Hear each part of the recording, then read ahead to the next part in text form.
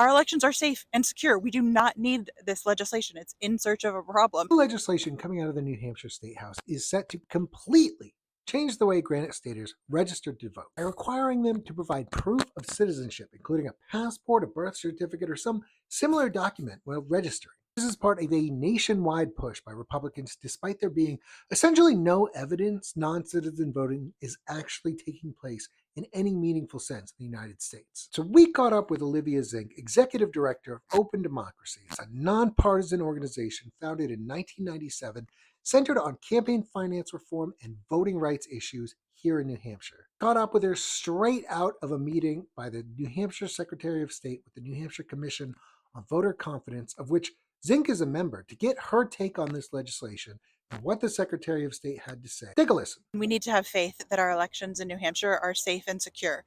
And we have been hearing so much misinformation about elections being stolen, and that there's bills that are being filed like 1569 based on false narratives. Our elections are safe and secure. We do not need this legislation. It's in search of a problem. And our elections have been working for so many years where people, if they didn't bring their passport, they'd fill out an affidavit and the attorney general would check that to verify that they are a registered voter. So I don't think we need to jump through more hoops to register to vote in 2024. Very concerning. Whether you're a Republican or a Democrat or undeclared voter, if you're qualified to vote, you need to be able to participate. And people should not be turned away because there's a long line or because of an arbitrary rule.